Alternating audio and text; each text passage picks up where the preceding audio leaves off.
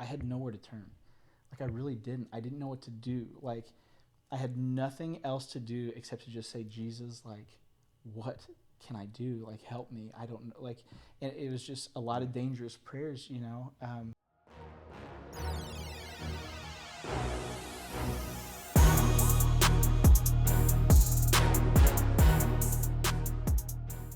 What is up, podcast What world? is How up? we doing, y'all? Happy Sunday. Yeah, It's going to be Thursday when you're seeing this, though. But Yeah. for us, it's Sunday. So happy Sunday. Hope you guys had a great church service. Mm-hmm. We got a great episode for you. I'm going to hand it over to my man, Christian, to introduce our guest. Yeah, today we got Brady Mayer, the one and only. Brady. Yeah, how are Nice you to be doing here. today? Pretty good. It's a good Sunday. Yeah, It is a good Sunday. A good word from TW. absolutely. Mhm. Yeah. So I do got to address this. I saw your son trying to run away earlier.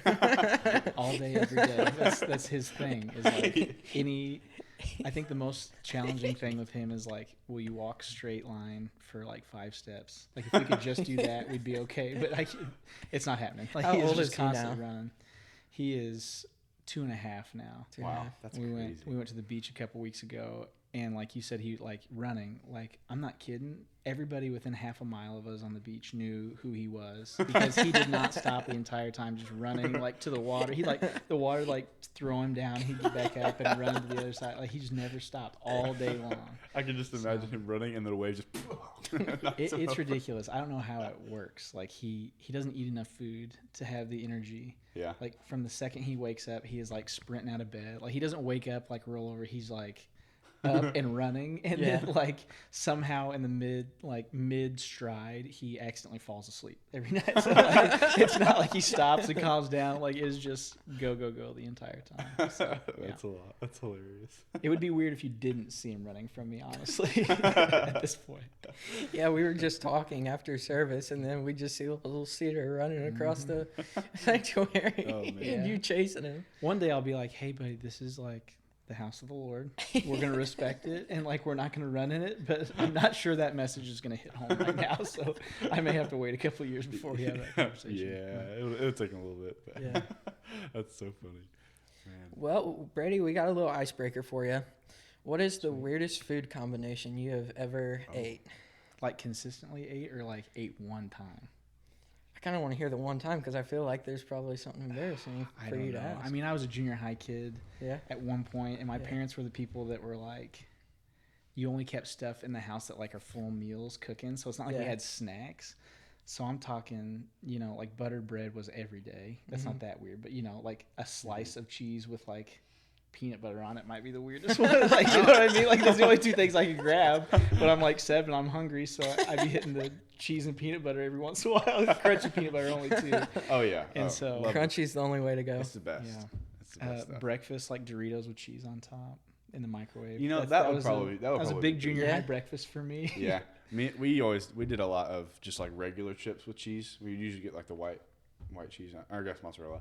Yeah. And then just let it melt in the microwave. yeah. That was actually, we ate that all the time. Oh yeah, I mean, it's a perfect treat. When is. there's nothing in the house except Yeah. slices of Kraft cheese. Yeah, exactly.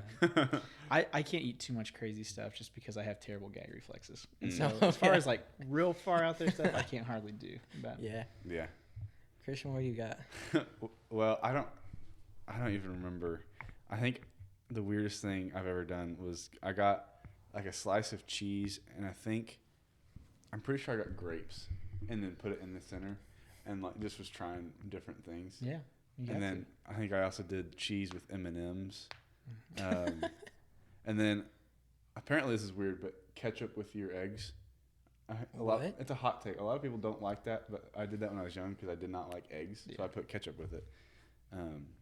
I see adults doing it all the time. Yeah. Okay. I might subtly make fun of them for it, but like, I see it. Yeah, I don't do it anymore, but I did when I was younger. And then I think I dipped my grapes in ketchup a couple times. That's Gross. interesting. Just to see, that's gross. just to see what it That tasted one's like. interesting. Yeah, it was really weird. I did a lot of weird stuff. Apparently, when I was young, like a baby, I ate mud and bugs.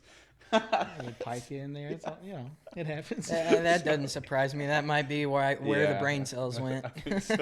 I think it is. But what about you?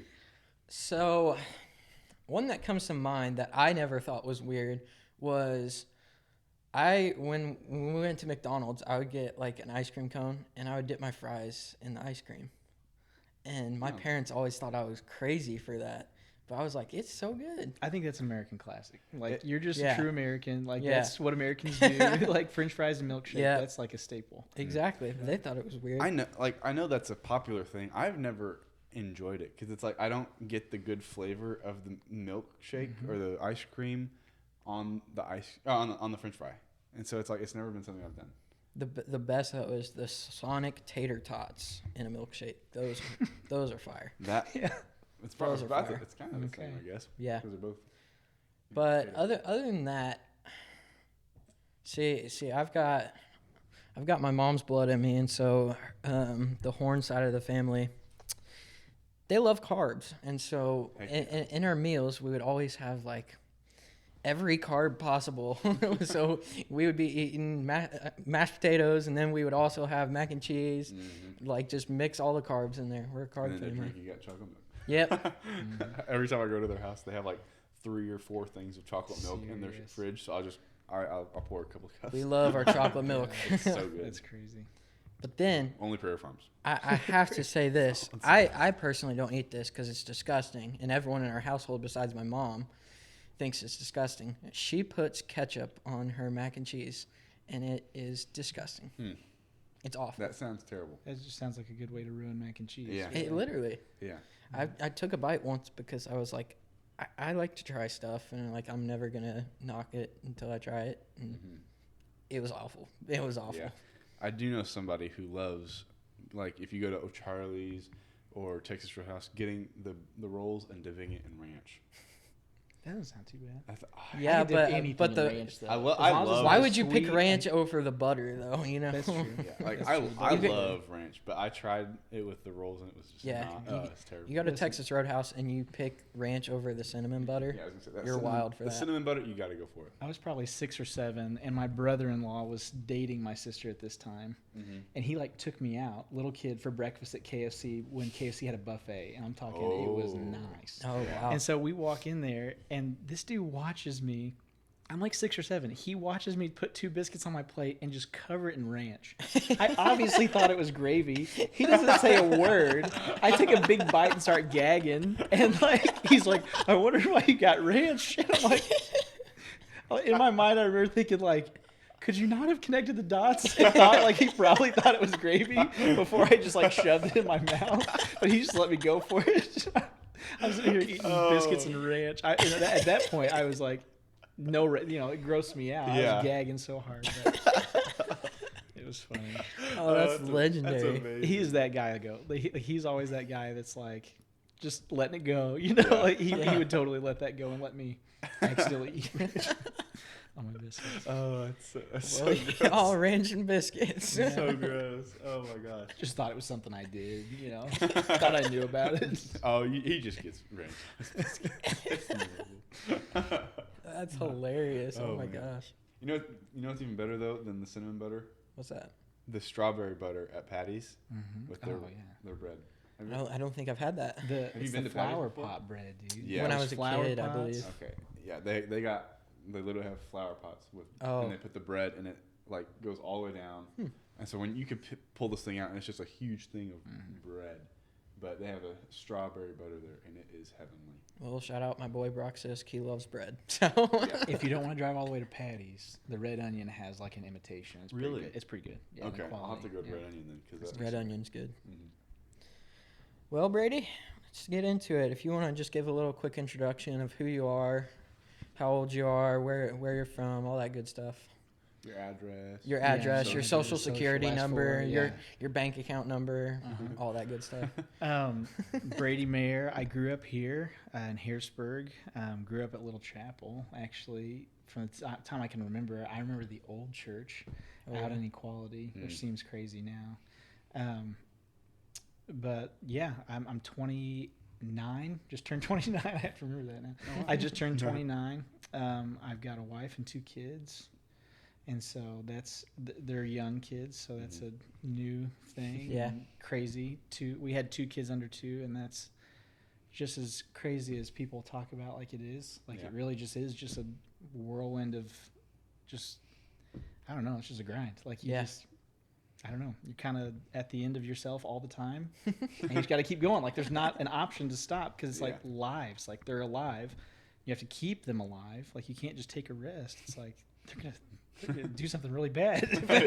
Like they're gonna find a way to get hurt. So it's just a weird. Or in Cedar's case, he's just gonna run away. And imagine having like the Tasmanian devil with like a newborn laying on the ground. Like, what do you know, it's like it's a full-time job of like boxing him out and making sure he doesn't jump on his head or something like that. But it's getting better.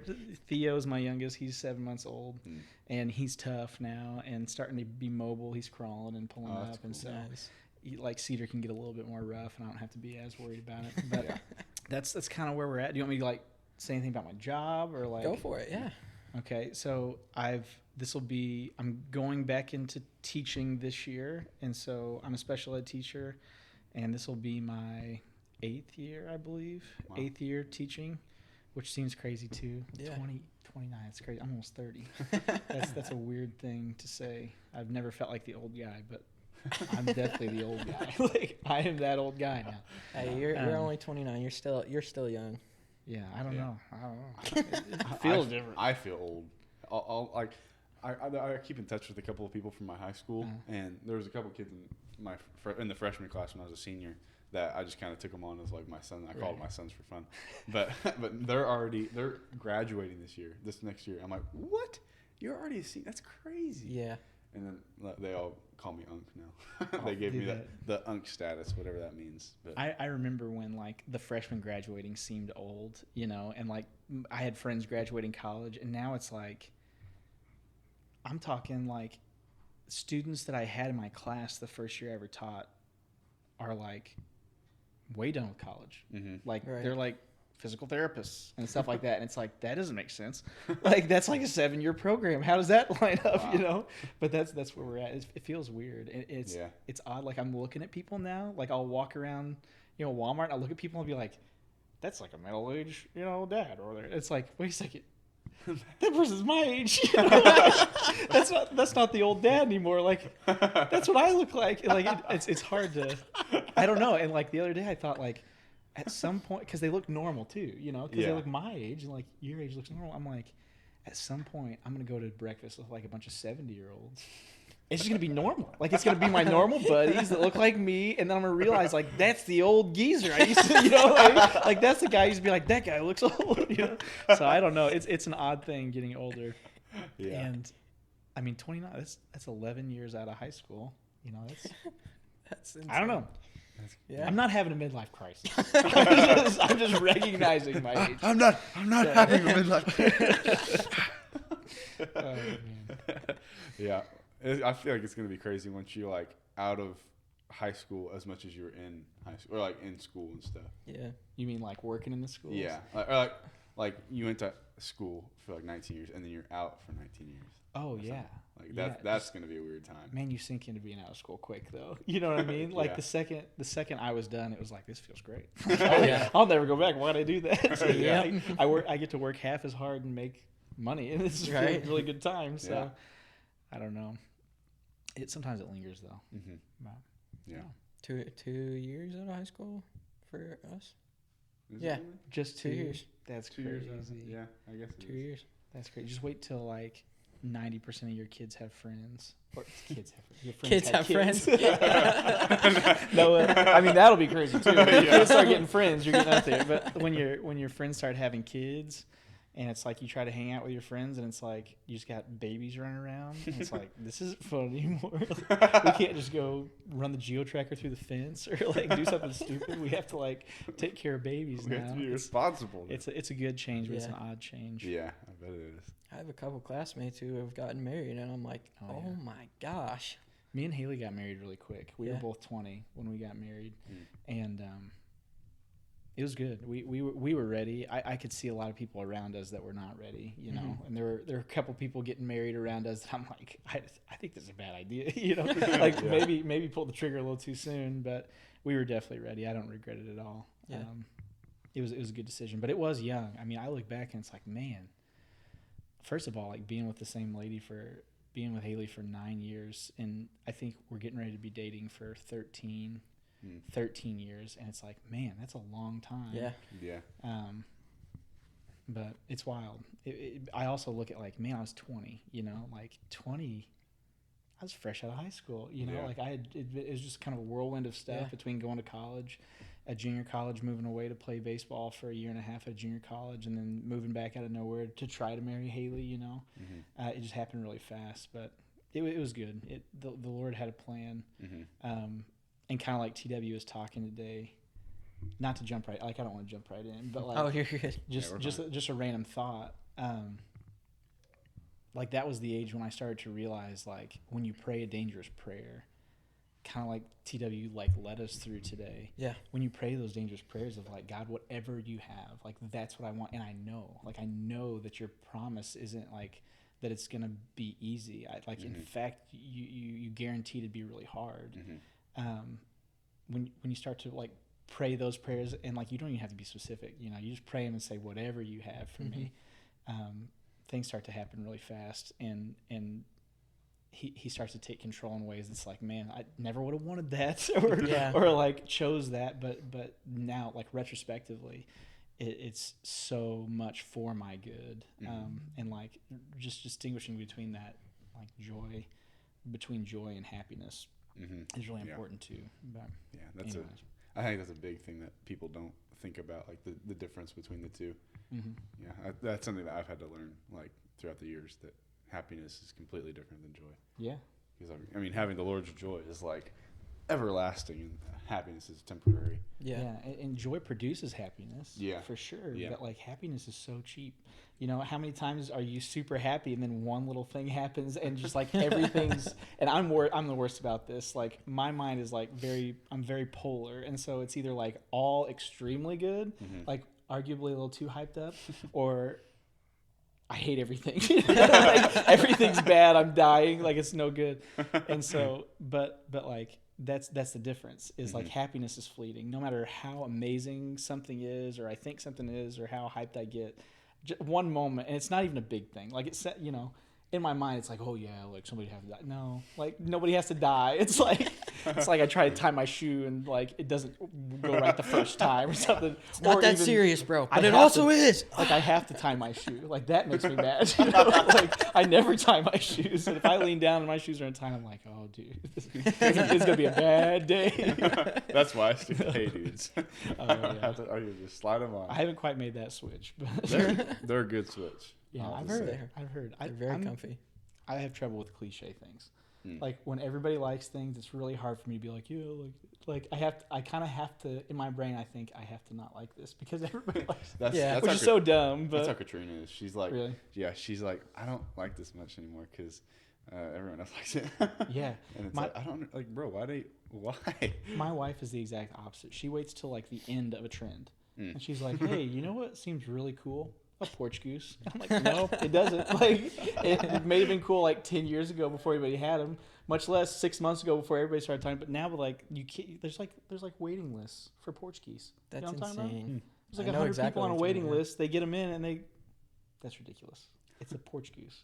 What is that? It's like a concrete goose that people are putting on their porch, and they dress it up for the seasons. And like, it used to be an old lady thing. Like, if you had one on your porch 10 years ago, people would make fun of you and be like, why are you an old lady with cats? And now, like, everyone's like, if you don't have a porch goose, you're out of the thing. So but Haley's into it. Like, every little thing like that is everybody likes, she is so into. So I mean, I've had to learn to be okay with it. It's hard for me. But it's all good. I guess they like what they like. Yeah, I mean. Oh, man. Well, you keep mentioning Haley. Let's get into the first question I wanted to ask you is, how'd you guys meet, and how did this 13-year journey happen? I love to talk about how I met Haley, because I like to embarrass her. So I'll share a little bit about like who Haley is. Well, now I'm super excited if it's an embarrassing story. Yeah, sink in. It's a good one. Haley was taken away from her family in California by authorities, right? Because she lived through some tough stuff. And so she came here when she was 13. She moved to South Illinois with her dad. And so I say that because the first time I ever saw Haley, I was sitting in an 8th grade like homeroom class, and she walks in, and it's like 15 degrees outside. It's the wintertime. And she's wearing like this tiny little tank top. It is definitely against school rules. So I'm wondering like, how did this girl even get in here, you know? But like it's bright yellow, and like she's got the short shorts on, or pants with a bunch of holes in them. And like she looks like she's straight off like, I don't know, Venice Beach in California. And I'm like, my first thought is like, what kind of idiot walks in with 15 degrees with a tank top on? Like, what are you doing? And then, you know, like, kids start whispering. They're like, we think she's from California or whatever. I'm like, well, that makes sense, you know? Yeah. But anyways, that was like 8th grade. And all of 8th grade, like, I wasn't like interested in Haley, but I was interested in like pestering Haley because she was there. You know, I was an 8th grader. Yeah. And so like there were several funny things just messing with her about her style because she was from California, and messing with her because she had like a long distance boyfriend that she thought she was going to stay with, and I found out she couldn't go back till she was 18. So I always made fun of her, like, what do you think you're going to like have a long distance relationship all the way through high school? No, you're not. That's ridiculous. And so, you know, probably not the nicest, but it's just funny that It worked out. It worked out. that's how it started, you know. That is really funny. And then she wanted to wear my football jersey is what it was, like freshman year. And so I dated her for a second my freshman year, and I broke up with her after like 3 months, which sounds awful, which I mean it is, but like I'm not lying when I say this. I wasn't following the Lord at all, but I knew enough of the scripture. Like I kept remembering the scripture, like to tempt one of my, like mine, like one of my children. You might as well, like a child. You might as well tie a millstone to your toe, I think it is, and throw yourself into the ocean. And it's like, no way would I tempt Haley. And Haley started going to, you know, youth group at First Baptist when she was a freshman in high school, and I could tell like she was really leaning into this, and I knew enough of the word that I knew I didn't want to follow the Lord right now, but I definitely wasn't gutsy enough to take one of his children astray, and everything I was about was taking children astray. So I broke up with her, not just like for her sake, but also, you know, like I wanted to do what I wanted to do, and she wasn't about that. And no way was I going to drag her along with me. Yeah. Yeah. I mean, that's a pretty mature choice too. I mean, like yeah. in a way. I'm sure it was selfish at the time. You know, like retrospectively, I'm sure it was selfish, but it was selfish. It was selfish because I like had a little bit of reverence for, like, I didn't fully believe in Jesus, who he was, but and who he says he is, but at the same time, like, I knew there was something. Like, I'd been around enough. Yeah. I'd heard Ed's testimonies and Barry Steed's testimonies coming back from mission trips in Africa, like, and it was just especially being in Little Chapel, growing up here, like, the presence of the Lord was no thing to play with, and there was just evidence everywhere that like Jesus was real. Yeah. And so even though I didn't believe in him, like I believed enough that I was horrified to mess around. And so I broke up with her. I ended up, that was like summer time of our freshman year, and then my sophomore year I got saved when I went to a conference in Gatlinburg, and I came back, and she was trying to date like one of my friends, but you know, like, and I tried to take it slow because I was like, I just met Jesus, like I want him to have my all. Yeah. But at the same time, like, Haley was smoking, and she was perfect. You know, like she was everything I wanted. She was awesome, and so I tried to take it slow. But she was like, "I'm just your friend. It's this." I'm like, "Just tell me about it." Yeah, I'm open to it. And like, she was in all my classes, and like, she wasn't the best at Spanish and some other classes, and I was like, "Yeah, you can totally come study with me anytime. Like, come cheat off my test if you like. Like, no problem." So that's kind of how it started. And then this is the dorkiest. I remember how I asked her out. I asked her out over text, which is fantastic. Glorious idea. I was 15, and I also said, "Will you be my unlawfully unwedded girlfriend?" It's like, that doesn't make sense. I was just a young poet going for it, you know? And thankfully, she thought it was funny. It's like a foreshadowing of the rest of our marriage. Like, I do dumb things, and like the only person in the room laughing is Haley. But that's how we met. We met through school. So when you guys got married, did you say unlawfully wife? Yeah, oh, she mentioned it in her vows. I think she mentioned something about like instead of your unlawfully unwedded girlfriend, I'm excited, something like that. Yeah. She also quoted The Office in her vows. Oh my gosh. And stupid enough, like it made me tear up because she had like always refused to watch it, and it was like an important part of my life. Okay, like Clearly, when I was, shirt. oh yeah, like I watched The Office 23 times all the way through from beginning to end. Wow. And most of that was my college years, and so. What did she quote? Do you remember? Yeah, she said, in the words of Pam, I knew from the moment I met you that you were the one, or something like that. Oh, Okay, that is a really good. And now really good scene. she's put a sign up on her wall. Pam quotes, like, when you're a little kid, you always think that your parents are like soulmates or in love or something like that. And she said that right after Pam said that right after her parents got divorced. But Pam goes on to say, I'm so glad my kids are going to be right about that. So she like hung up, and it's like, yeah, that's what I'm talking about. Yeah. Like, we don't have to nerd out together, but little subtle stuff like that, like, it's almost like her just accepting, like, I know this is almost like, this is you. Like, you identify a little bit in this show, and so I'm going to, even though it wasn't her favorite thing, she would watch it with me. I love that's that awesome. Yeah. I mean, it's fantastic. That show has some bad parts to it, but there's so many good parts. Oh yeah. I mean, you want to talk about a weird food? When Michael Scott's depressed, he sits down and eats a bowl of mayonnaise and olives because there was no ice cream in the freezer. Like, it's relevant to every Everything. situation in life. You can throw it in. Yeah, there. you could find something in that show. That's legendary. Have you've watched The Office, right? Bits and pieces. I haven't watched the full thing. I just got the full thing. Well, I say just. I got it for Christmas. And I haven't had time to sit through it all yet, Okay. but I'm going to. Are you talking about like walking through the DVDs? Like you're gonna physically put a DVD in? Okay. Yeah. Is it on streaming somewhere?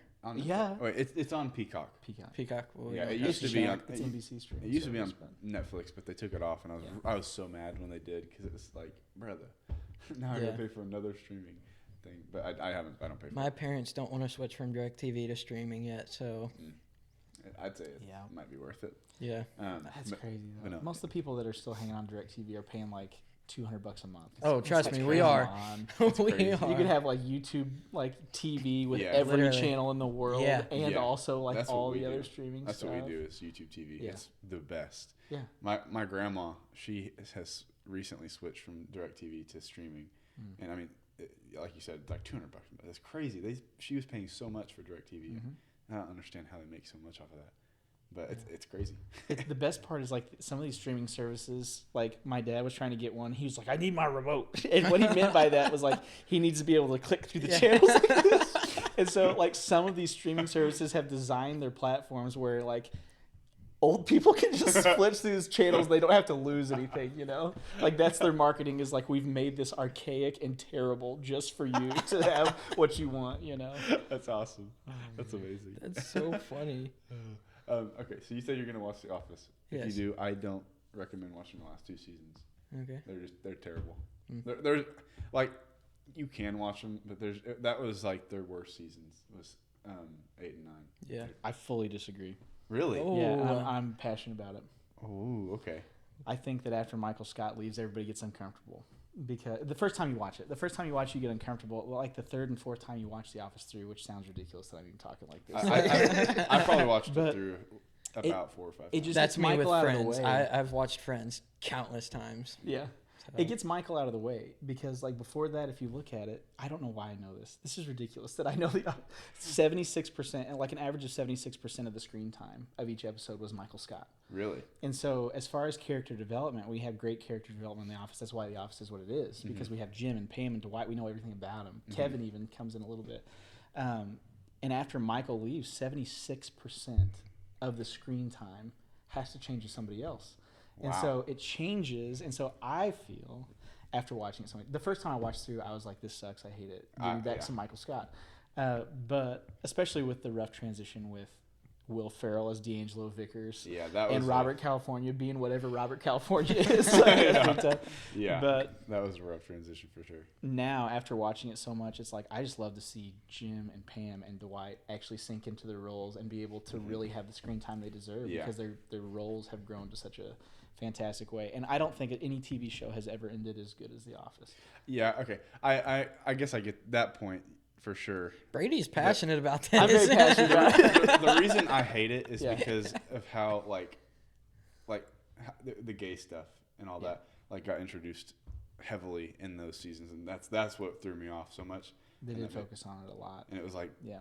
if it weren't for that, I think those would be some of the best seasons because, like Yeah. you're saying, there's so much character development in this. The ending makes me cry every time. Yeah. it's so sad. Yeah, and that's hard, you know. Like I can't. It's crazy that a TV show. And I'll be honest with you, I've never cried at any show or movie. Oh, really? Like it just doesn't do that to me. But for some reason, The Office, like I cried at the end. I'm like, what's happening? Like TV shows don't do this to me, but that it did. It got me, you know. Yeah, it's Several a times, rough but- one. It was a good ending, but Yeah. sad for sure. I would recommend starting in season 3. The first 2 seasons are almost verbatim of the UK Office. I gotcha. Oh and my gosh, yeah. British right? comedy is just dark and weird and flat and like very monotone. And like Yeah. you can tell they start to really own it like in parts of 1 and 2. But really, like if you watch the UK Office, it's almost like shot by shot. I saw comparisons of it. It's literally the same. Really? Like it's crazy. That's wild. At least the pilot episodes for both were the same. Yeah. Basically, just different characters That's insane. and slightly different dialogue. Slightly. Yeah, it's very slightly. You know what else is crazy is the fact that like when I mentioned the DVDs, the fact that DVDs are already like out. Like Yeah. when I VHS, That was VHS And when I then- was a young. yeah, Yeah, literally little our lad. entire childhood was DVDs, and now those are out. Like remember when like Blu-ray came out and it was like, oh my god. Oh my What gosh, Blu-ray? this is It just kind of huge. flopped. Yeah, Blu-ray. It was good, and then I remember Barry Steed, who was here for a long time. I remember he got one like early on, and I was just amazed. I was like, wow, he's really made it. Like he bought the Blu-ray player. He's This man like, has the made it in clarity. life. He bought a yeah. That's gonna be the quote of the podcast. This man has made it in life. He bought a Blu-ray player. It was also ironic because some of the Blu-ray players like didn't play DVDs, Yeah, and it was hard to find a Blu-ray disc. And when they first came out, they were like $25. Yeah. Like a DVD would be $12. The Blu-ray is like 20. Is it that much better? I don't think so. Like I doubt it. You know. Yeah. But Yeah, anyways, it was it was insane. a weird thing. It was really weird. It was. I don't know. All that stuff is weird. yeah. Hey, we're on to streaming now, Yeah. so It is OP.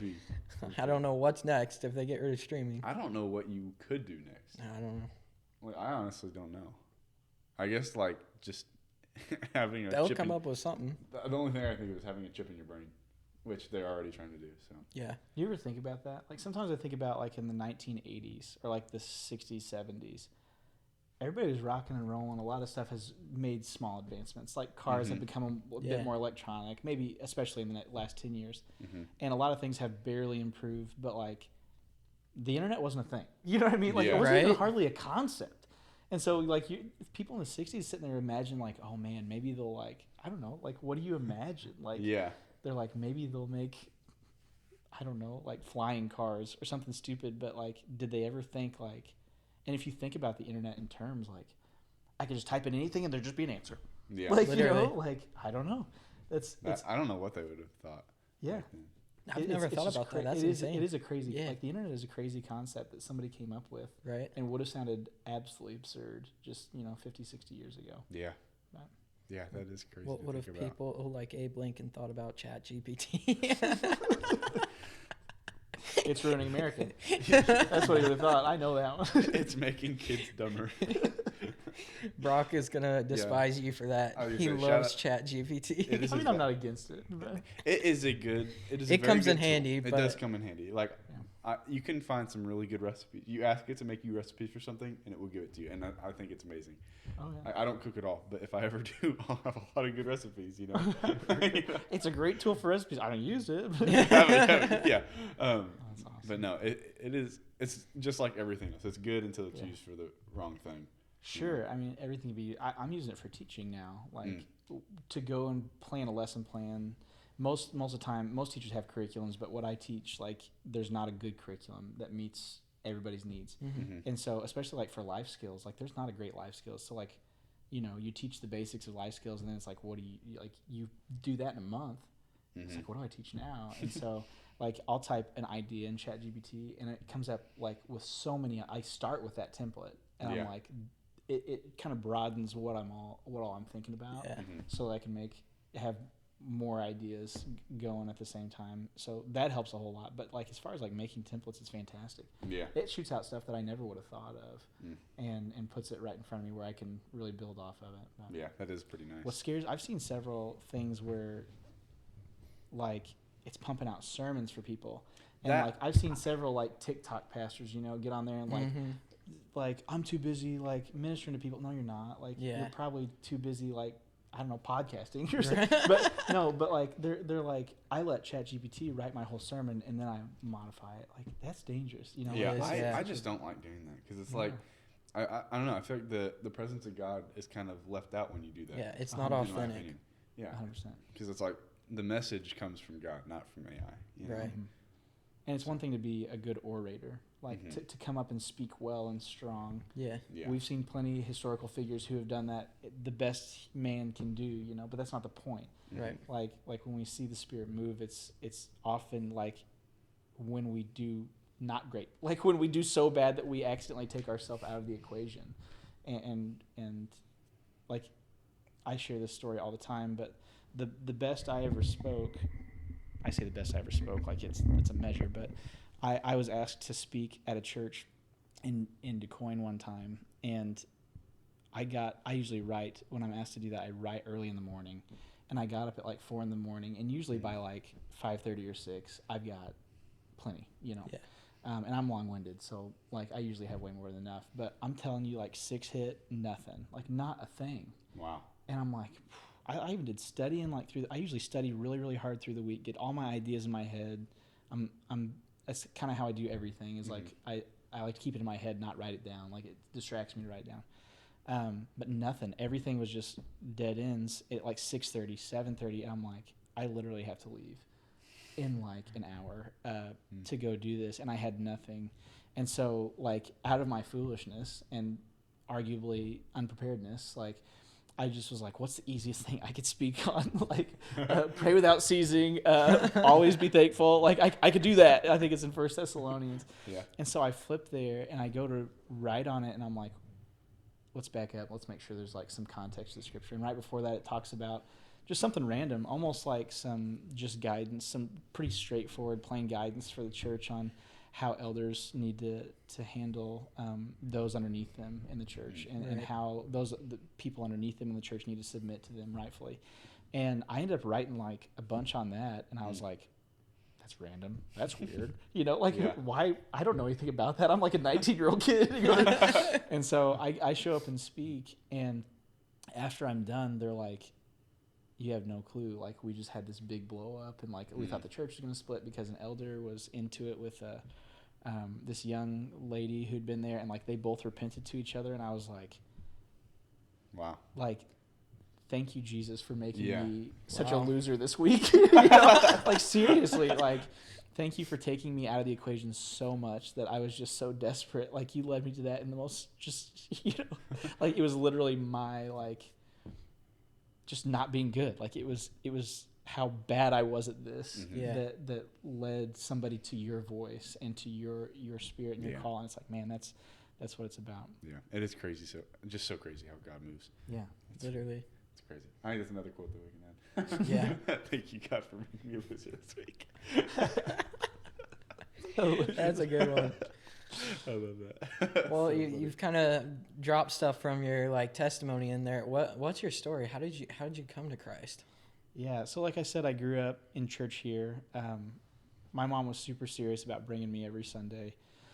And so, like, and I kind of talked about, like, with Haley, like, I knew portions of the word really well. And one thing retrospectively is just when it talks about the things of the Lord being hidden to those who don't believe in him.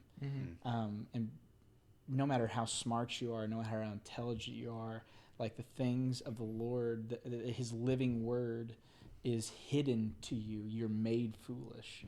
And that's what it was. Like, I was running from the Lord like many junior high kids do, to the extent, like, one of the most shameful things that I feel awful about was Ronnie made a rule because he was new when I was in youth group, which was also hilarious. But, like, new Ronnie is awesome.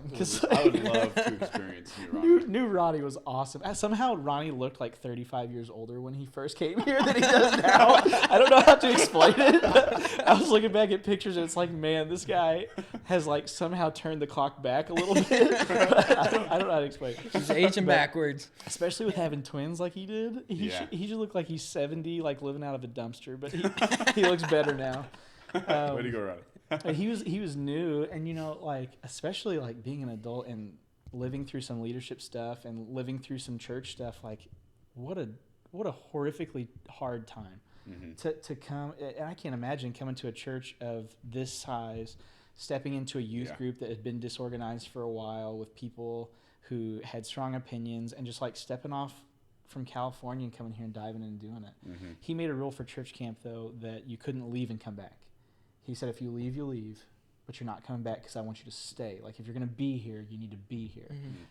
It's not something that we can treat like that. Like, we really have to, like, this is important. Yeah. And what a fantastic thing for him to say and do. But that is a big conflict with my baseball schedule because I was playing summer ball or whatever. And so, like, I had a game on Tuesday night, and I think I just ended up not going to church camp that year. And I wrote a letter, or something. I forgot, but, like, just bashing him. Like, you took church camp away from me and all this crap. And it's like, actually, no, he was saying, we're going to be real or we're not going to do this. Like, we're not playing games anymore. Like, we're going to be real about this. This is him first. And I'm so ashamed that I sent him that letter at that timing too. What a bad thing. But he probably still has it. But I was running. Yeah, he probably does. He probably, like, reads it every other day. Like, this Brady Mayer guy. He thinks he's so fun. Now. Wait, so that's the letter that's sitting in his house. Hanging up on his fridge. He brushes his teeth, just gets him right. It's motivating me to be better. You know, but I was running from the Lord in every way you could, and really just obsessed with making, like, I just wanted to make sure that I did what I wanted to do. And it was a long road of that, and just day in and day out. I'm starting to develop some feelings about, I've always said, like, I got saved in Gatlinburg at the Winter Extreme Conference. And it was just one of those things where I'd been running from the Lord for so long, and I literally went. Elijah McCormick, you guys probably know of him. He's the oldest son of Brad and Sherry. Yeah. He moved away when you guys were pretty little. I wish you guys could know him more. But he's a fantastic guy. When we were little tiny, though, we hated each other's guts. Like, seriously hated each other so bad. And not to cut you off, but literally almost every person we've had on here, they have a friendship where it started. They hated each other. Yeah, my sister, when she was younger, one of her best friends now, they hate each other when they were in the pre-K. Yeah. But now they're great friends. It's funny. We just keep hearing that. It's crazy. Yeah. I don't know why those friendships work out. Well, it's really funny. Probably several psychological reasons, but also, like, we serve a redemptive God. Like, throughout everything, like, it's always the last person you want doing whatever that God calls to do. But Elijah called me, and it was just so random. It was New Year's Eve, and I forgot. I had just broke up with a girlfriend, or she just broke up with me. I'd spent all my time with her. I didn't really have friends because I'd spent all my time with this girlfriend. I was going to be alone in my house with my parents for New Year's Eve. And my parents, for New Year's Eve, it's like, hey, like, we're going to get a couple sodas and, like, I don't know. Like, you know, my parents were older parents, and, like, they just like to chill, like at the house. And so I was kind of horrified, like, oh my gosh, I'm going to be here all by myself. But Elijah called me and he said, hey man, I felt led that I needed to buy you a ticket to come to Winter Extreme with us. And I hadn't been to anything with the youth in a long time because I was running from the Lord really hard and didn't want to be a part of it. And the second he called me, I answered. I remember I was playing basketball outside, and it was like 10 degrees outside like in the winter. I was that bored, But he called, and I said, no thanks, and like just hung up quick. And because I didn't like Elijah and I didn't like the youth, and I got to thinking, like, man, surely I can have more fun driving in a van with some kids, going to Gatlinburg for a weekend. In retrospect, I think that ticket was over $200. Wow. And, he paid for that, working a minimum wage job, making almost nothing.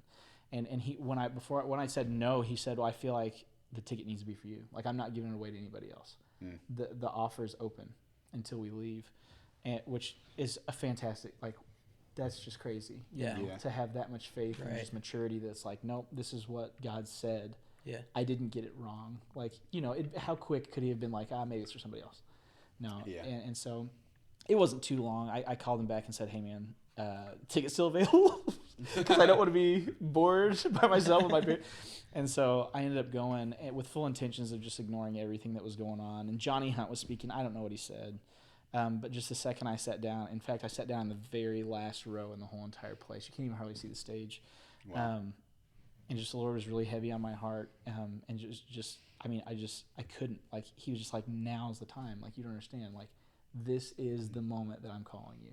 And the answer is yes or no. And no was a no forever, And, like, a big part of my testimony is, like, my rational, and I try to share this with the youth all the time, like, my rational thoughts were, I'm going to, do my college thing, find a wife, and then I'll follow Jesus, when it, in my mind, was easy. With kids and stuff, like also living through kids wrong, but those were all rational thoughts. Like, I can follow Jesus when it's easy. Yeah. And that was my first experience with the Holy Spirit, was when sitting in that back row, I said, like, this is so painful. Like, this is so much to live apart from you. That you can have everything. And my first experience with the Holy Spirit was he brought scriptures back to my mind that I hadn't seen in years. Oh, wow. And showed me what they meant. Like, he brought them to life, and I understood. And it's like, retrospectively, it's like I was made foolish, for that purpose. And he brought back that thought and just kind of like revealed to me, like, you were getting ready to go to college and find somebody who didn't know me, in fact, hated me. You're going to have kids, and no matter how much you wanted to know me or how committed you were to me, your kids are going to be led astray by whoever, you ended up with. And it's like, and my personality, that's like, I would die, like it would kill me. And so just those realizations. And that was when I was a sophomore in high school. That's when I was saved. And it was a big change. I remember there was just so much grace, in that first month, so much grace of just going from, like, really struggling to not cuss in front of my parents because I was, developing a really strong, vocabulary. Like, it was this real struggle not cussing in front of my parents because I was doing it so much everywhere else, to not struggling with it at all. And just other things like that. Just boldness to step out in ways that I never would have been willing to do before. Had a relationship with a girl, and ended up saying, like, at some point in it, I said, maybe I would be willing to, like, bend on some stuff before marriage. And, like, quickly after, I just had to message and say, hey, I'm so sorry, but I can't do this anymore. Like, I'm not mature enough for this. And, like, that's the answer. Like, I can't bend on that. Like, no way can I bend on. Like, Jesus has to come first. Right. Yeah. And, like, there's just so much grace in that time. Come on. And then I just continued to grow through high school and through college, and it's been interesting, and it's been, definitely not like I'm growing really well. Most of the time it doesn't. It's been one of those things that feels almost like it's downhill and like it's going bad, and then you look back and it's like, man, I've really gained some ground, and like Jesus has really carried me to a place that's better now, and has grown me in ways that in the moment it looks like I'm just failing. Right. But Jesus has really refined me in some ways, and it's such a continual process. Yeah. But that's really my story. the only conflict I have a little bit now is thinking about some of the things that right before I got saved, I was like staying up at night and couldn't fall asleep because I knew, I was thinking through legitimate scripture, like, if you were to stand before me, could I say I know you?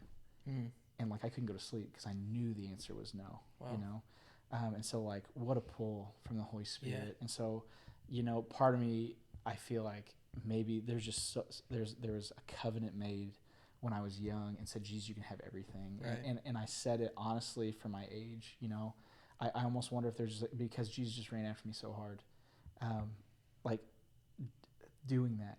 You know, with everything in my day was consumed with just pleasing myself and running from him as hard as I could, and lying as much as I could, and just manipulating everything I could to be what I wanted. Yeah. But in the midst of that, for him still to have the grace to come and meet with me every night, though I was avoiding him, to bring me back to a place of like, you need me. Right. That's so much grace, and so Yeah. that's how I got saved, and that's my story. He was That's just awesome. knocking on that door, waiting for you to open it. Mm-hmm. Yeah, no doubt, and those knocks got loud. You know, it was It tough, went but from this to, come Yeah. on, Brady, it's open the door. time. Yeah. So Yeah. what's the time frame with the Winter Jam versus when you talked about the split between you and Haley because you were trying to get closer to God?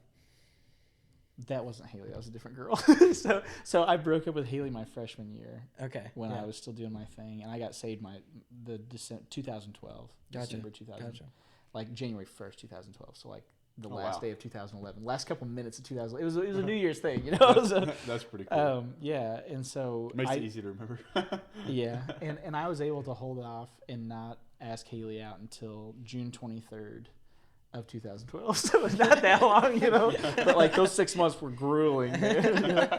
I was, and I felt bad, you know. Like I didn't want to ask her back out. I felt like I'd burned that bridge, but I just really was crazy about her. In fact, I was helping tutor, or was getting tutored, I don't know, by a girl in her youth group that was just really awesome. Her name was Chelsea. She was fantastic, and I remember her being like, "Hey, like Haley knows enough about this." I shared my testimony with her, and she said, like, Haley knows enough about the scripture that you should reach back out to her, because I had just told her that I burned that bridge or whatever. And Wait, is this Chelsea Lay?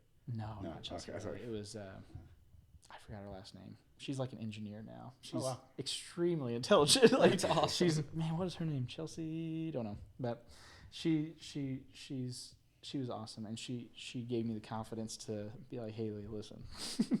And Haley was so gracious about it, and understanding. And I'm sure I think there were parts like she didn't think about. She was like, I just won't think about it, you know, like, you know. But she was so gracious to accept me and like and just to say and like to give me the chance to get to know me in this way of like, I'm living for the Lord now. Yeah. And he's changing me. He's Come on. refining me every day. And she was so awesome to recognize that and obviously fall in love with that. But Yeah, that's so cool. It's awesome, man. yeah. Well, got two final things. We've been trying to end the episodes off. Our podcast name is Keepin It 100, and we're strong believers that you should stay your 100% authentic and genuine self and keep Christ 100% in the center of that. So we've been trying to end it off with asking two questions. The first one being, how do you keep it 100? How do you stay your 100% authentic self and keep Christ 100% in the center of everything you do? First is the timing of that. Like there's a reason why it's take up your cross daily. Yeah. Man, daily's not enough. You know, you just constantly have to check yourself. Yeah. Come on. And just living through complex relationships through the workplace and through church structures, and through marriage and all these things, like it's so quick to form a bias in your head towards what you want or what you need. And we do the same thing with the Lord, just becoming jaded and hard-hearted so quick towards what we need or what we want. And so my first step towards being authentic and being real all the time is just do it all the time. Like constantly contemplate, is this real? or is this some vain ideology that I put together in my brain that I need or want, or that I think I need, you know? And another thing is just being rooted in the Word a lot, and constantly, you know, testing what you're saying and what you're believing and what the product of your life against the Word. I heard a quote on the way here on YouTube, because I watch YouTube while I drive sometimes. But a guy said, I just caught a clip of it, but it said something like, your worldview drives your actions. And then he said something about it. Your actions drive something that affects your worldview, whatever. But it really does. Like, to be really real all the time, we constantly have to be refined by a scripture, and the Word. Another thing is being messy with relationships. Like, so often we just get right to that line of being real with people, like living with people and being real, and then we know it's going to be messy because people are messy. It always is going to be that way. And then we shy away and we come back, and you know it. Like, you walk up to talk to somebody in church and you smile and say hi, and you know you're getting ready to cross that line, and you're like, I've seen them do something weird before. It's going to be messy. And you shy back. And like there's a constant. That used to not be as hard for me because I was super extroverted, but now being a bit more introverted, I have to be real conscious that I'm doing real life with everybody I'm called to do it with, not just the people that it seems comfortable. Yeah. Isaac Phipps is a man who goes here as a young father. You know him? I think so. Yeah. Redheaded guy on the security team. Yeah. He is a couple years younger than me, but he's our life group leader. And he does just a fantastic job. He's really, really good at it. And that's my biggest, compliment for him. Is he's so good at doing life real. And no matter how messy it gets, he doesn't freak out. He doesn't shy away. He doesn't back off. He just stays calm and is prayerful. And he's just such a good leader with messy life stuff. And I'm not sure there's a greater need for that than young families in the church. When we see young fathers lead young mothers, young wives, to commit everything to Jesus and to raise their children really well, and to raise their children in a way that they see the love of Christ day in and day out in the messiest of relationships, which is who you live with. When you get married. Just know that is the messiest relationship you'll be a part of. It's tough. He's closer to it than either one of us. So getting there. Hey, it is. Hey, honestly, being 100, being real, like marriage keeps you a little real because you got like this personal like caller outer of things right here living with you all the time. Like the second you try to throw out some bull crap, she's like, Nope. you were a jerk last night or whatever, It's like, man, yeah. But that sounds exciting. that's a big. I mean, it's good. Yeah. It's good. Like you can see why God created it that way. That we would be refined through that relationship, and that we would show Him and His grace and His relationship with the church, and through that. But in the other thing, I guess I feel like I try to do that outside of necessarily my Christian walk. Is try to keep it real, and like I think it shows in the way I dress. Like I don't care what people think, and it shows. I really have to think about it. I mean, this shirt's like it's probably 10 years old. It's like it's not good. But fantastic shirt. I constantly have to check myself though. In that is like, do I care what people think in the right way?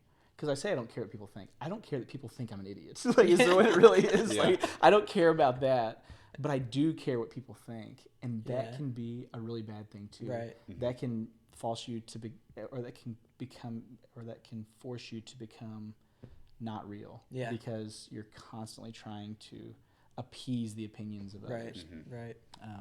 And so it's always going to be a struggle, and no matter how authentic a person is, it's just something that you continue to refine, and life changes. I always thought that it'd be easier in adulthood. I think it might be harder. Yeah. Really serious. People are just always trying to keep up with each other and become an image for someone else to see. I feel it, like see to run around the church. Like I don't want I don't want people to know, or like, I guess, yeah, like I don't necessarily want people to know maybe how much I struggle with portions of Cedar's behavior at time, which is not like he's really bad, but you know, like it's messy to parent a 2-year-old that's especially one as hyper as him, you know? And so like I feel myself like when I'm in front of other people doing everything I can to manipulate his behavior to what it needs to be. And it's not for him, you know, and that's not 100. Like that's not real. Like that's this facade that I want to put on for other people, and it's really hard. And you know, it doesn't. Cedar is really good at making it where I'm gonna know real quick. You know, if I try to pull some stuff like that, he's gonna let me know real quick because he's not a good little guy to lock horns with because he's pretty persistent, I guess you could say. That can be good, I guess. but I mean, if you think of the real root of that, it's like I care more about that person's perception than my child, you know, and like in that moment, and that's a tough, you know, humbling, and it's a tough thought to swallow that I'm that shallow, that I'm that, you know, and so just I say all that I talk so much crap about myself to say like I thought high school or like adolescence would be the hardest time, and for some it may be, but I think it continues to get more complex, and it continues to be an issue that you always have to hit really hard, head first.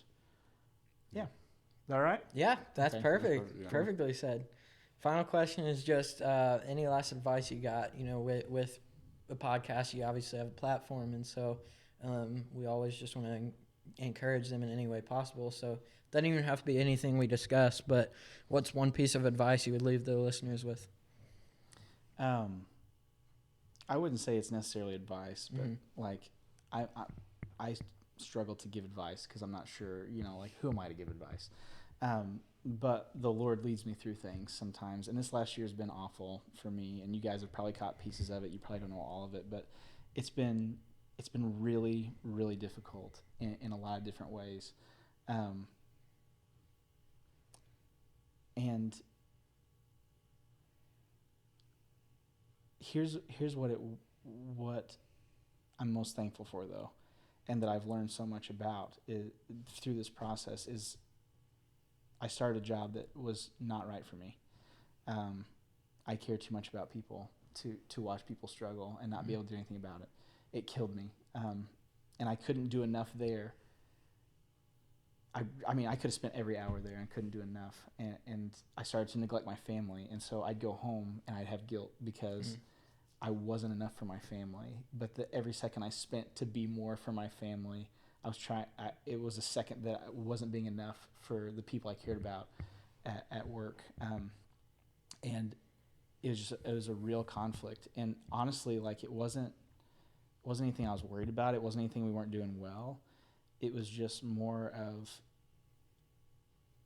I couldn't do both to the standard that was okay with me. And that was like, I can't tell you how hard it was. Like I can't tell you how hard I struggled this year, harder than I've ever struggled in my life. But in the midst of that struggle, I mean, like I'd go home and I'd stare at a wall and I'd try so hard to talk to Cedar, and like he'd be talking to me, I couldn't even hear him. Like I'd just be staring at the wall and I couldn't respond. And like that is so pathetic. You know, like that sucks to have a kid talking to you and you can't even respond because I was trying so hard. Like my mind would just run so fast with how to improve things for people at work. Or even I'd be thinking about how to improve things at home and ruining the moment, you know? But in the midst of that, being a follower of Jesus, like, and just really I had nowhere to turn. Like I really didn't. I didn't know what to do. Like I had nothing else to do except to just say, Jesus, like, what can I do? Like, help me. I don't know. Like, and it was just a lot of dangerous prayers, you know? But at that point, it was already rock bottom. So I didn't know what else to do, but just like the closeness and just like the grace he had between me and Haley, because it should have been so straining, and it should have really done a bad thing to our marriage, but it didn't. Like it's been nothing but positive and good and gracious, it's been preparing, honestly, kind of like TW was talking about this morning. Like, I was in that young man, rhythm of just like go, go, go, go, go. I want to run. I want to cycle. I want to kayak. I want to go do this. I want to hunt, and I want to do this. And now I have two boys that need my attention, like my needs are aside. And during that time, I'm not kidding you guys, like all I had was going home and trying my best to be with Haley and my kids, and just crying out to the Lord that he would give me the grace I needed to do that well.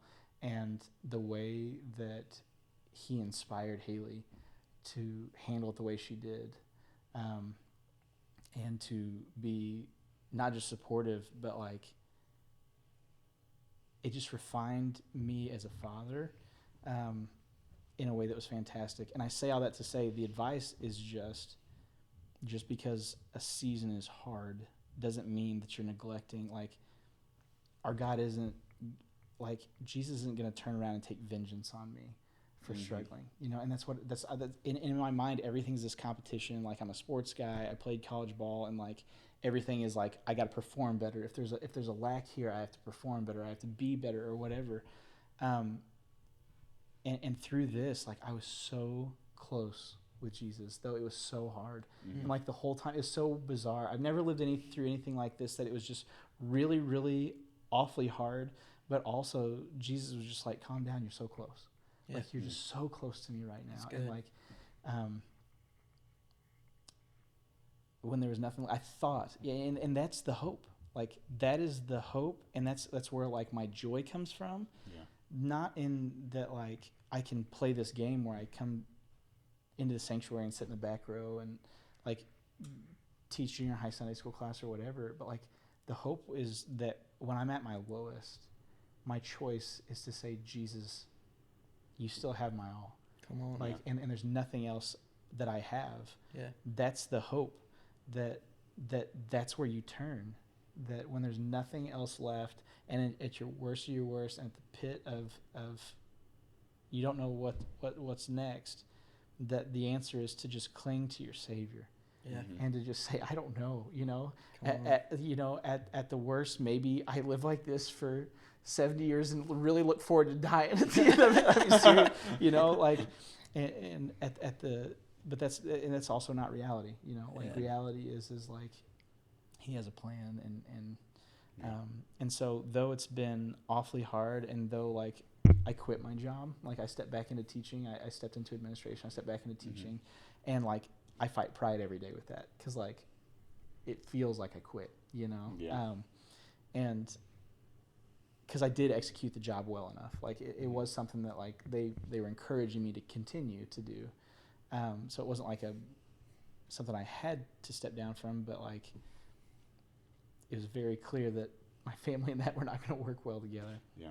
But through that, it's kind of like when I said, like, I looked back and it's felt really hard. My relationship with Christ has felt so rocky since, from being a young man, from that time of salvation. But I look back and it's like, really, I've gone from a place of meeting Jesus to being so close to the Lord that in the most difficult times, I really don't like it, it's him, like he's there. I know him, like I know him. Yeah. And like even in the midst of the really tough stuff, like that's something that came back to my mind.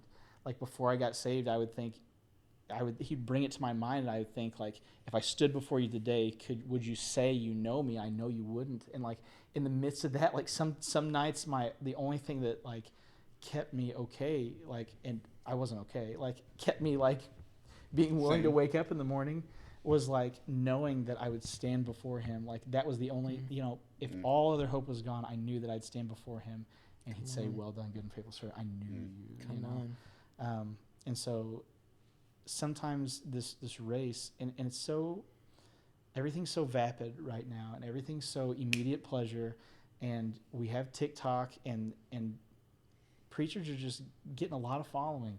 And it's been around for a while, but this pleasure-centered gospel is awful right now. Yeah. Like people are saying just crazy junk, like come and get. It's like that's not the point. Yeah. Like the point is to come and receive one thing. Like the hope and eternal life. Like, receive the King. Come Lose on. yourself. Lose Yes. everything to receive this one thing that when Mhm. there's nothing else around, it's going to be there, like the hope. Yeah. And so that's the encouragement, is that, like, don't come and try to prove yourself or think that you need to do everything. Just come and be yourself and make your answer yes to Jesus. Come And on. what looks like a lack of success, what looks like a slow road towards righteousness, what looks like you failing over and over again, is really Jesus redeeming something broken, and building you to a place that you're extraordinarily resilient and just close to Him. And that's the whole point. Yeah. Like, you don't have to prove anything. Like, it's just being close enough to Him that there's always hope in the midst of that. Yeah. And so I don't know if that's even advice, just kind of sharing the testimony of what my life has been like for the last little bit. Amazing encouragement. Yeah. Yeah. No, that's Yeah. good. Yeah, thank you guys for Thank you. having me on. It's Brandon. been fun to It talk is. about real stuff and to also joke around and be goofy. And Absolutely. Yeah. Hey, that's just That's how that's we that's like the us. podcast. Yeah. Faith with a chance of humor. Yep. yeah. That's our motto. Yeah. I remember talking to you one of the first times I saw you. I came up and Yeah. I'm like, I don't know you, man. What's your name? You're in Streuter. But Church camp 2 years ago, I think. yeah, Yeah. Yeah. something like that. Yeah. Yeah. It'd been about the time I came back around, but I remember just thinking, like, I don't know if I told you or not, but I remember thinking about the opportunity you guys had. Like, it's cool you're doing this, because I think Yeah. people are listening. Yeah. Like, kids are listening, hope I remember so. being in youth group and seeing Austin Lewis and Clayton, like, those guys. Yeah. And being like, they were the college kids for my, like, they were the ones always there for my youth group. And I remember seeing them and just, like, it was, like, it's big for me to see them and to watch them do life and all these things. And believe me, if they put out a podcast, I'd listen to every single word of it, And so just, I'm pumped you guys did this, because the second I saw you, I was like, man, this guy, like, and not, you're a young guy, so it's good. But I was like, this guy has no other commitments, but just following Jesus and trying to make some money to make it by, and, like, getting through that early adult phase and growing old. And so just that opportunity to sink into kids, into young adults, and to do things like this, it's going to be beneficial for people. And like, I'm telling you guys, like, there's still stuff that those guys have said to me when they don't remember it. There's no way they remember it, but in a moment, at a youth service or whatever, just felt led to say something. Not even like, hey, the Lord told me, nothing like that. They just said something to me, or edified me in a way, or pumped me up in a way that, man, I remember those words today, and they drive my life. Yeah. And so what a fantastic opportunity. And thank you guys for taking advantage of that. Like, I'm praying every day for people, for guys, young men like you, for the Lord to lead young men like you in the future when my Cedar and Theo are in youth group. He needs guys like you to look up to, and that the Lord would lead guys like you to a place where they can do things like this. Yeah. And they can sink into youth. Because that's not, I didn't have that opportunity early on. I moved away to baseball and did some ministry stuff at the college there, but and I was called to that. I'm for sure, but I don't want to wish my calling was something different, but like I almost look at that and it's like, man, I wish I could have been for the youth group what people were to me, and so it's definitely necessary, and it's fantastic you guys are doing it and have the ability to do it and the means to do it. And the willingness to do it, and you're humble enough to do it. I mean, you could do anything else with your time, but you're choosing to spend a lot of time with high school students and junior high students and put together podcasts that are meaningful. And blessed to do it. Yeah. Yeah. Appreciate the encouragement, man. Glory to God, really. It's one of those things that we literally just touched on the last episode is, those words were very encouraging to me because God gave me a word at the beginning of the year. It's mentor. And I'm not fully sure what he's calling me to do for the rest of my life, but I know that he's calling me to be a mentor to the younger generation, and so those are very encouraging words to me, so I appreciate that. Yeah, man. Yeah, and mentor is a really close word to disciple. Like, mentor is really close. When we look at discipleship, there's definitely a teaching portion, but it's also so much of walking alongside. And like your podcast is named Being Real. Like, that is discipleship. And that's what so much of the church has been missing for the last 40 years. And that's why we see this young people revolution of people being real and 100, is because this church has carried this professional facade because life is messy. Yeah. And we execute Sundays, don't ask too much more about everything else because it's messy. And we know it's going to get messy. But when you disciple somebody, maybe you partner in a mentorship. Come on. And you teach, but you also mentor. Yeah. And you step, and let me tell you, it's messy. You know, like I've never been in any leadership, role, especially not marriage leadership role, you know what I'm saying? Just so you know. But like I've never been in a leadership role that didn't just get really messy at some time. And no matter how professional or whatever you keep it, if you're going to be real with people, it's going to get really messy. Yeah. And so that's good though. I'm glad. Yeah. And that's what we need, Yeah. If you talk to anybody about what does the church need, I think most people who really, sink into this and think about it, their first answer is going to be discipleship. Like we need young believers discipled. And that's really, that's the Great Commission, man. Like what are we commissioned to do? Go and teach all things that I've taught you, and so that's fantastic. I'm glad you said that. Yeah. And that's exactly what's needed for sure. That's what helps believers stay and grow close to Jesus legitimately. Like it's a structure that's created for that. Yeah. And so that's really important. And it takes commitment. That's messy and hard, and not a lot of people are willing to do it. I see, you can look around. You see a ton of people who are willing to be here for a second. Right. They're willing to teach for a second. Right. They're willing to do all these things, but are they willing to actually mentor, actually disciple, actually be real and 100 and live life? That's really hard. Yeah. And so hats off to you guys. That's fantastic. That's serious. That's what I'm praying for. It's for guys like you to be raised up, whatever. I don't even know what age group that is. Like I'm praying for little 5 and 6 year olds to be raised up like Christian and Aaron Streuter to be something for Cedar and Theo when they need it. But that's fantastic. We appreciate that, man. Yeah. Glory to God. Mm-hmm. He's good. Amen. Sure is. Well, Brady, we appreciate you coming on here. It's been great. Yes, sir. Definitely got to run it back in the future. Oh yeah. That was a great time. So, y'all, hope you enjoyed this episode. Oh yeah. It was very awesome to sit down with our man Brady over here. So, shout out Brady. But yeah, we got a lot coming at you. So stay tuned and make sure to keep it 100.